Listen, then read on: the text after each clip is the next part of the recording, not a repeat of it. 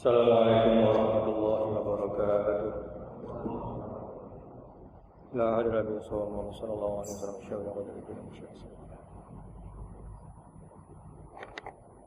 Aba la mata wajadana wajadana.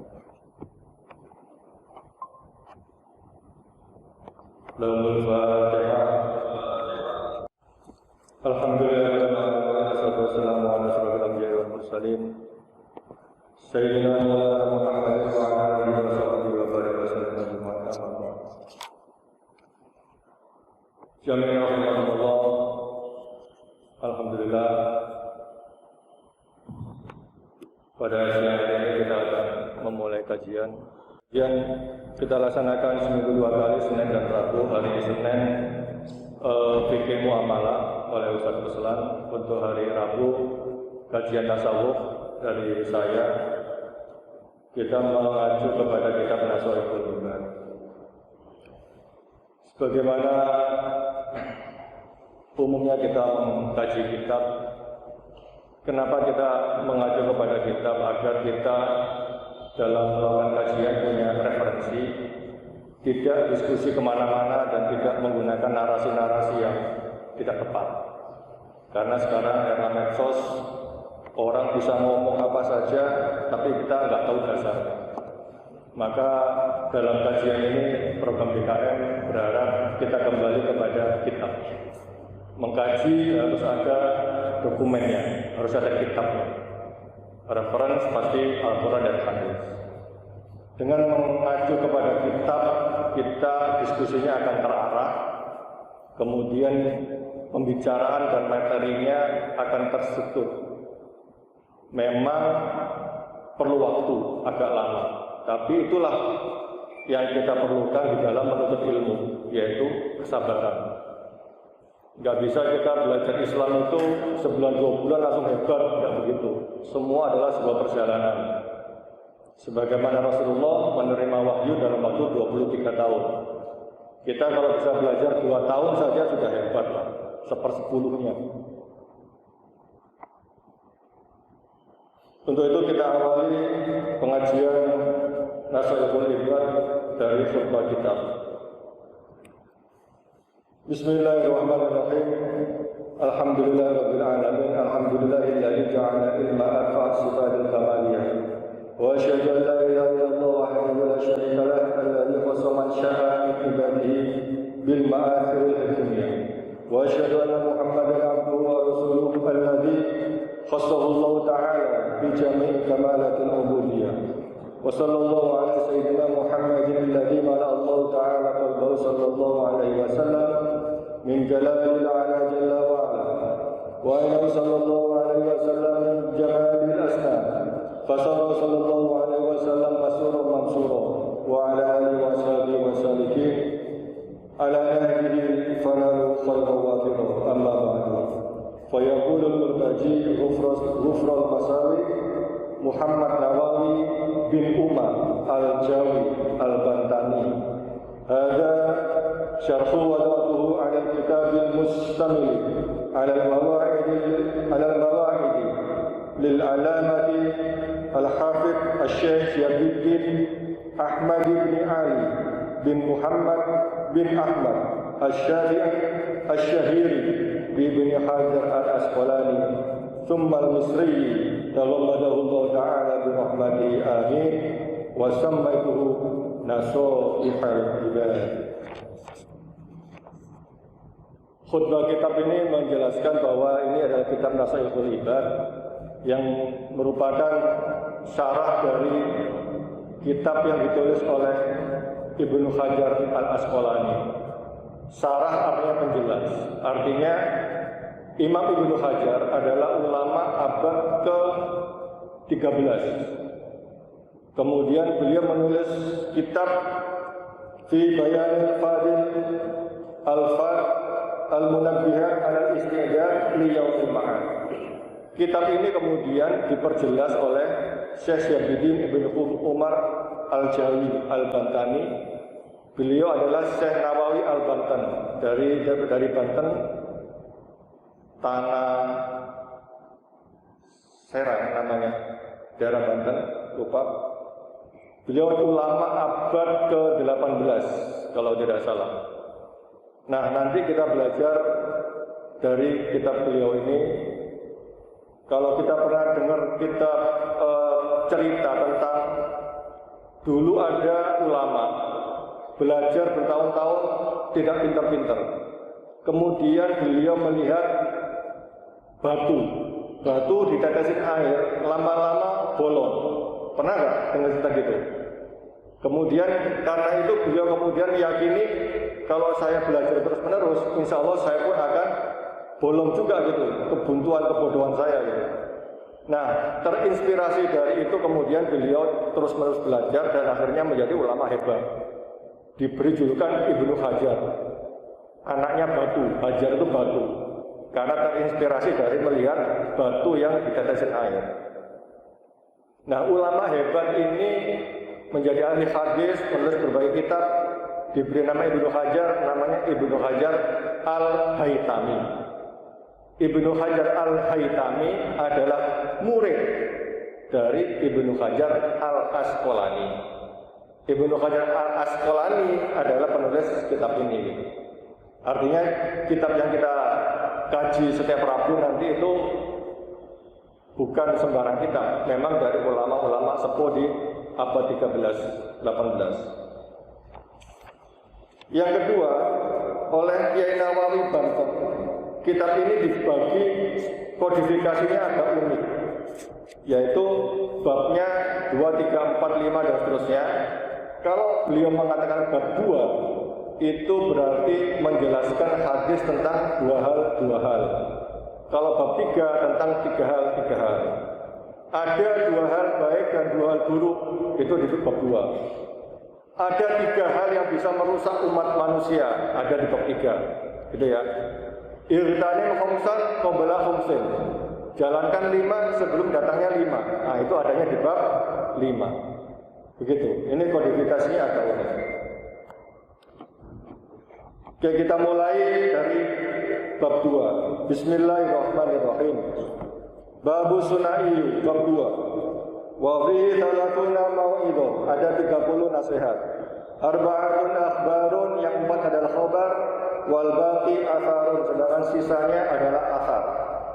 Wa na'ni bil akhbari, sedangkan yang kami maksud dengan khabar adalah aqwalun Nabi sallallahu alaihi wasallam, yaitu kata-kata atau sabda dari Nabi Muhammad sallallahu alaihi wasallam.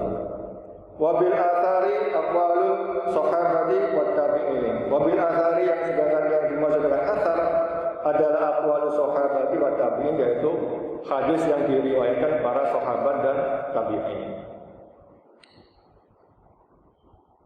Jadi ada hadis yang langsung dari Rasulullah, ada yang dari para sahabatnya. Faminhu ay falmaqalatul, maka makalah yang pertama adalah minal munabbihatis sunai. Dari bab 2 ini adalah maruya Nabi sallallahu alaihi wasallam, diriwayatkan dari Rasulullah sallallahu alaihi wasallam, annahu qala, beliau berkata, khoslatani la syai'a afdalu minhuma, al-imanu billah wan naf'u lil muslimin. Khoslatani, ada 2 hal kata Rasulullah, la syai'a afdalu minhuma, yang tidak ada duanya kehebatannya di dunia ini. Apa itu?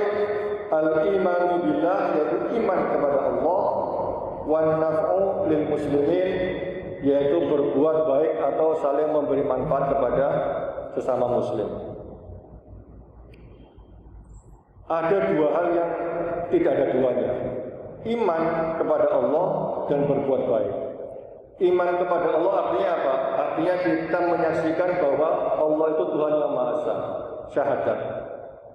Ada orang sehebat apapun, sepinter apapun, seluar biasa apapun diceritakan, tetapi kalau tidak ada iman di dalam hatinya, maka di mata Allah dia tidak ada harganya, nggak ada harganya.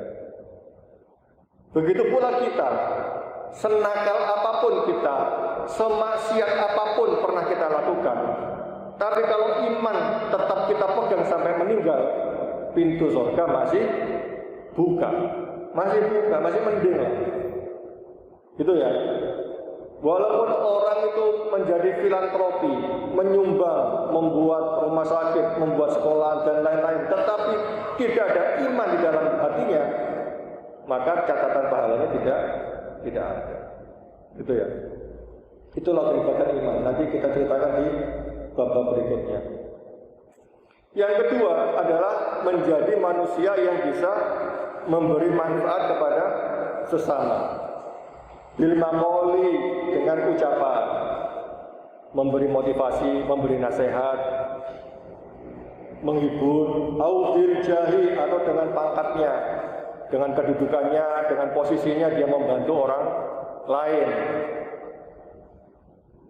Au bil mali, atau dengan hartanya. Kebetulan punya duit, ada teman belum makan siang, kita ajak, kita traktir. Kebetulan punya duit, ada teman kesusahan, kita bantu, dan seterusnya. Au bil badani, atau dengan badannya.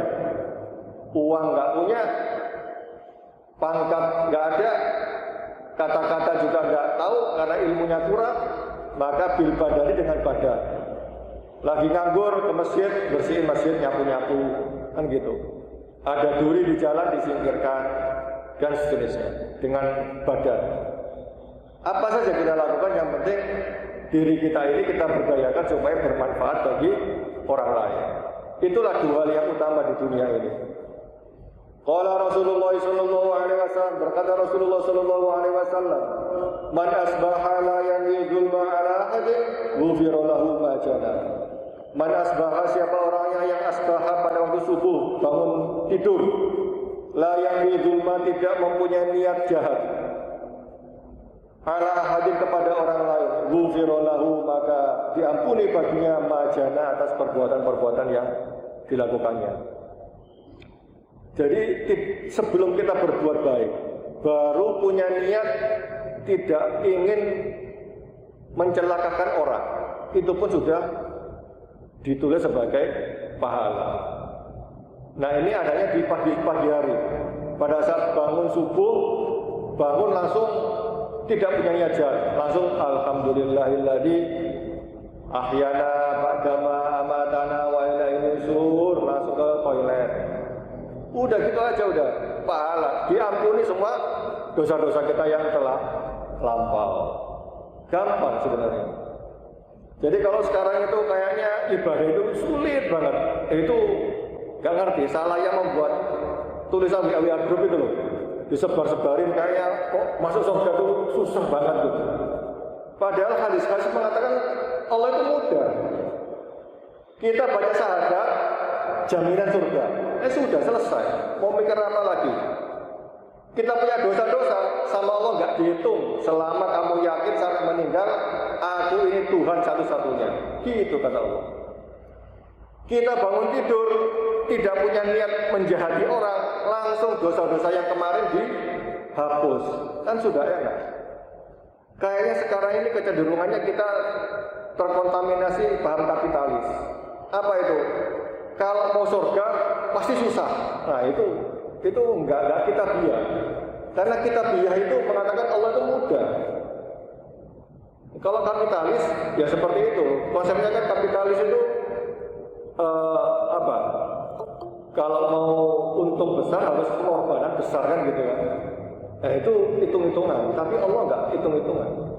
Asalkan kamu baca syahadat, beriman kepadaku, berbuat baik kepada sama manusia, saya jamin masuk surga. Udah, selesai. Gak rumit-rumit. Wa man asbaha yanwi nusrata madlumi wa qadal hajatil muslim kana semoga dari hajatil mabrur. Sedangkan orang yang begitu bangun tidur, kemudian dia punya niat baik. Nah, punya niat. Kalau tadi enggak punya niat menjahati orang, kalau sekarang punya niat baik untuk menolong orang, maka baginya karena selalu keajari hajatin mabrur, maka baginya akan diberikan pahala keajari hajatin mabrur, seperti pahalanya haji yang mabrur. Apa pahalanya haji mabrur? Surga, gak ada lagi. Itu. Jadi Islam itu begitu mudahnya. Itulah kenapa orang banyak tertarik dengan Islam, memeluk Islam yang udah puluhan tahun mereka kafir, belum masuk agama Islam. Begitu baca syahadat, seluruh dosa-dosa puluhan tahun selama dia di luar Islam itu dihapuskan oleh Allah. Maka orang tertarik masuk Islam. Ceritanya begitu. Dan itu didukung oleh riwayat kitab. Sekarang kecenderungannya kita sudah menjadi orang Islam, sudah sholat, sudah zakat, sudah Jumatan, itu kadang masih ditakut-takutin, bener gak? Kalau Jumatan kan kita harus sholat, harus khusyuk.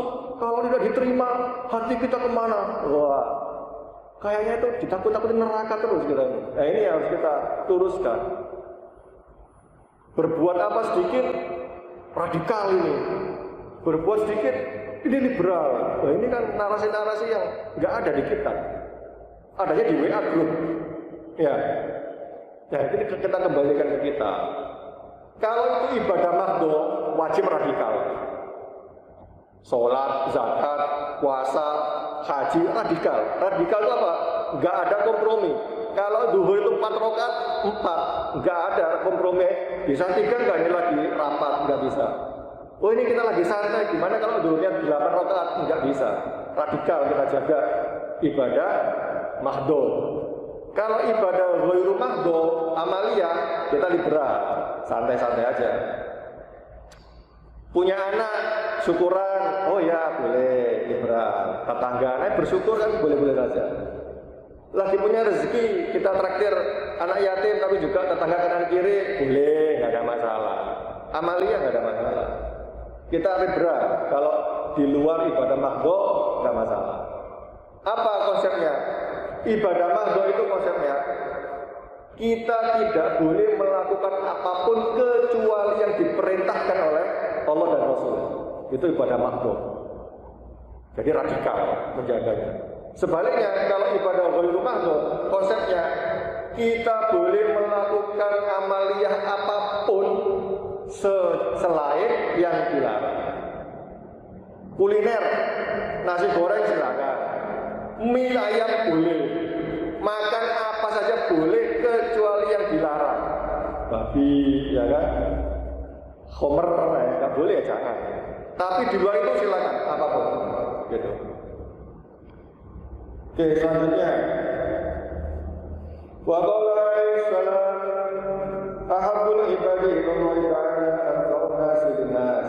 Dan berkata Rasulullah SAW, ahabbul ibadi ilallahi ta'ala, seorang hamba yang dicintai Allah Ta'ala adalah anfa'un nasi linnas, yaitu manusia yang bermanfaat bagi sesama. Wa abdul a'mali idkhulus surur, sedangkan amal yang baik adalah idkhulus surur, menghilangkan kesedihan orang lain, ala qalbil mukmin, dari hati orang lain. Ya taradu anhu ju'an, dengan cara menghilangkan kelaparan, au yakshif anhu karban, atau dengan menghilangkan kesedihan, au yaqdilahu dainan, atau dengan cara membantu melunasi hutangnya. Menyenangkan orang itu banyak caranya. Jadi sesuai dengan kemampuan aja. Mau bantu melunasi utang, mau bantu mentraktir orang. Traktir itu sedekah. Yang penting diniati sedekah, jangan diniati gaya. Mau traktir biar keren gaya. Nah, itu niatnya yang tak benar. Jadi yang penting kajian tasawuf itu lebih ke hati, lebih ke niat. Sama-sama kita minum aqua, ada orang lain yang berutu, ini kok minum cuma aqua, buat sekali-sekali teh botol, beda. Tapi kalau kita pernah mengkaji, alhamdulillah dikasih air, rezeki dari Allah, ya Allah, kau bisa menciptakan seperti ini, gimana caranya ya? Wah, itu memuji-muji. Jadi segelas aqua di mata Allah itu bisa berbeda tergantung dari niat masing-masing. Wa khoslatani la syai'a afdadu minhuma asyirku billah wa dhurubil muslimin. Wa khoslatani, dan dua hal la syai'a afdadu minhuma, sebaliknya ada dua yang jelek, super jelek, paling jelek. Apa itu? Asyirku billah wa dhurubil muslimin, yaitu syirik kepada Allah, menganggap ada Tuhan lain selain Allah. Dan yang kedua adalah wa dhurubil muslimin, suka menyakiti sesama Muslim. Jadi kalau kita ini nggak sempat ngaji macam-macam, pegang saja dua hal. Apa itu? Kita beribadah hanya kepada Allah, yang kedua berbuat baik kepada sesama. Udah selesai, itu inti beragama. Fi'al badanihi wa amwali, baik menyakiti hartanya maupun badannya, fa'inna jami'a awamirillahi ta'ala, maka sesungguhnya jami'a awamirillahi ta'ala, seluruh perintah Allah Ta'ala itu tarji'u ila khusnatani, akan dikembalikan kepada dua hal. Seluruh perintahnya Allah, baik Al-Quran, hadis dan lain-lain, dari kitab awal, Zabur, Taurat, Injil, Al-Quran, semuanya itu kalau disimpulkan isinya cuma dua. Apa itu? At-ta'dhim lillah, mengagungkan Allah, wasyafaqati li khalqi, berkasih-kasihan, saling menolong kepada sesama makhluk. Qauli ta'ala aqimus shalah wa atuz zakat, sebagaimana dikatakan aqimus shalah berarti kita tegak kepada Allah,